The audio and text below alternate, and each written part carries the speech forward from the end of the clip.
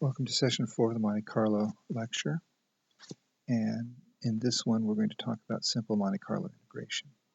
So let's suppose you want the expected value of some function of x.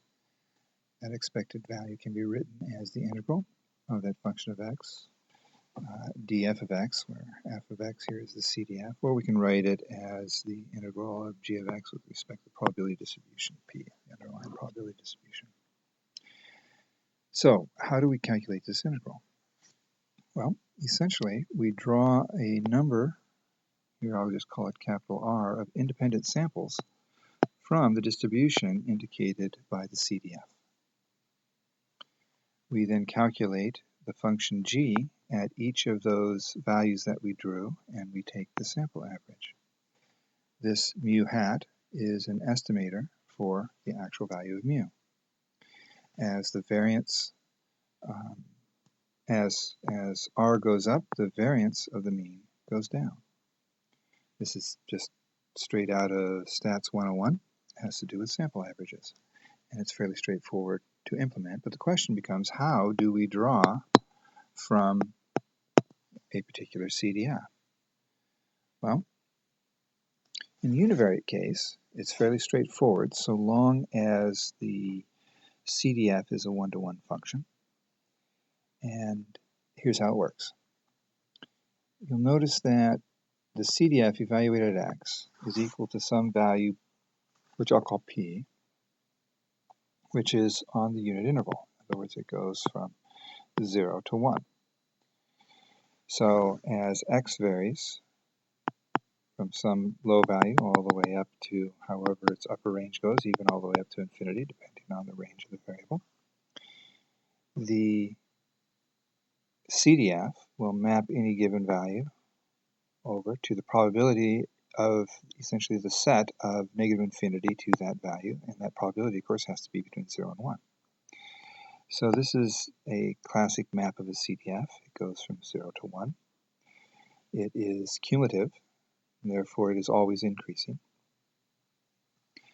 And it gives us this result, which we'll call little p, as a probability, but it's also, you can think of it as a variable. This little p is a variable that has a uniform distribution. This is a result in probability, is that the CDF actually has a uniform distribution. Now, if the CDF's inverse function exists, and we can write x as the inverse CDF of u, where u again is uniformly distributed, then we can solve our problem. And here's how we do it. I'll do it by example. Let's say that our CDF is one for the Rayleigh distribution, and that's expressed right here with a one parameter. So this CDF of x for any value of x gives us p. So I take this and I solve for x. Therefore, x is equal to the square root of the negative of the log of 1 minus p over the parameter theta. Again, p has a uniform distribution on the unit interval. And it's a random variable, so I can draw from p. Right? So that means that I can get a set of x's that have the distribution of f of x by randomly drawing p's from the uniform and plugging it into this equation to give me some x's. So essentially, here's what I do. Step 1. Step 1 is to generate a uniform variable. Generate p as some uniform. Generate the x's, which is to evaluate this function right here. I plug the p's in there, I evaluate it. I then take these x's and I evaluate my function g of x, and then I get the sample average of g of x. And that is how I would use this to do a Monte Carlo integral, where I wanted to integrate g of x df, where f had a Rayleigh distribution. I need to draw x's from the Riley, and I do that by actually drawing uniforms. I then filter it through the inverse of the CDF to get a set of x's that come from that distribution, and then I evaluate the integral at those x's, taking the sample average as my estimator.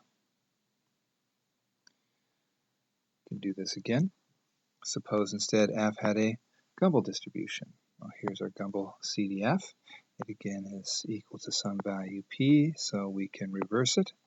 And here we get x is equal to negative log of the negative log of p. So I draw a random sample from a uniform. That gives me a sample of p's. I use this equation, and this equation will give me a set of x's, x1 to xr. I can use that as a random sample from the Gumbel distribution, and I can plug that into my functions that I want to get the expectation of. Take the sample average, and I have an estimator of that integral.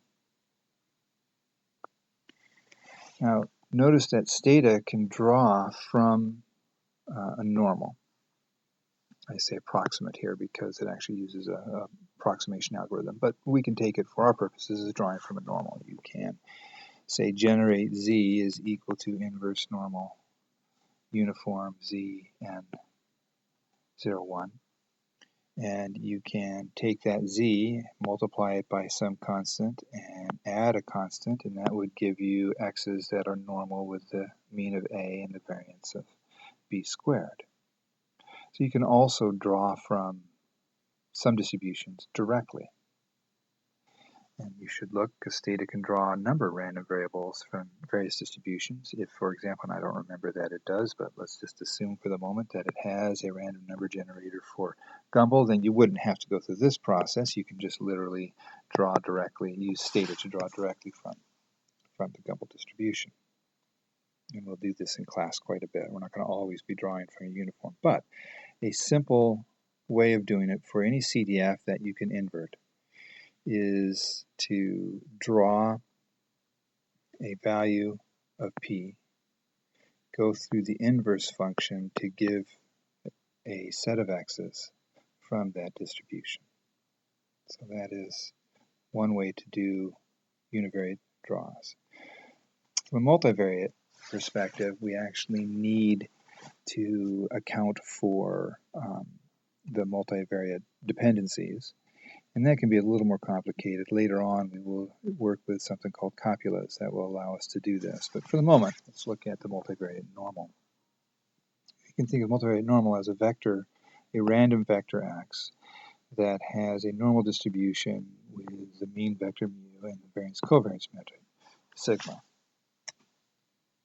And if you want to draw from the multivariate normal distribution, what we do is we are going to find a way to use a draw from independent set of normals and then convert it into a multivariate normal with the dependence that we are interested in doing. And one way to do that is to decompose the variance covariance matrix, which captures that information of dependence, into a kind of matrix that is essentially a lower triangular matrix.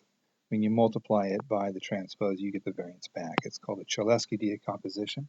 Stata can do this. So step one is we need to find this L lower triangular matrix such that this is true. L times L transpose is equal to the covariance matrix. Again, Stata can do this. You give Stata a covariance matrix. You do a Cholesky decomposition of it. It will give you L. You draw a set of variables, the number of which you wish to have. Let's say you wanted 10, a multivariate normal with 10 random variables, and this P here would be 10. You draw independent standard normal 0, 1s. So that's easy to do. You just tell Stata to draw 10 independent standard normal variables. And that's fairly straightforward. Here's the Stata command for that. Draw norm Z1, Z2, Z3. You list the, and you can write any name you want for Z. I'm just writing Z. You could write Fred, Hildegard, Harriet, whatever you want to call them. And Stata will draw that. You then create a variable that you give it the means that you want, and you give it the L that you got from the Cholesky decomposition, and multiply it by Z. So L times Z, this is your vector, L times Z plus mu will give you realizations of x from the multivariate distribution that has mean mu and covariance of sigma. Notice the expected value of x is equal to mu. The expected value of z is equal to 0, so it is in fact just mu. The variance of x is going to be L variance z L transpose, but these are all independent standard normals, so it's the identity. So it's L transpose, which we said was in fact sigma. So we can draw a multivariate using this strategy. However, Stata is even more clever and getting so as the years go by even more so.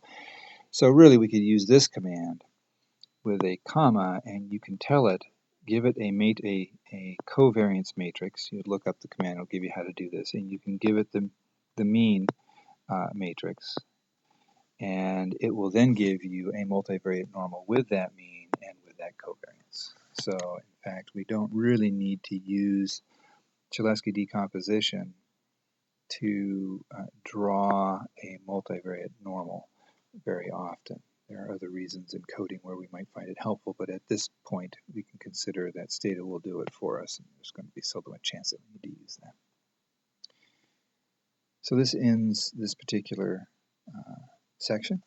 In the next section we will talk about other ways of drawing from distributions.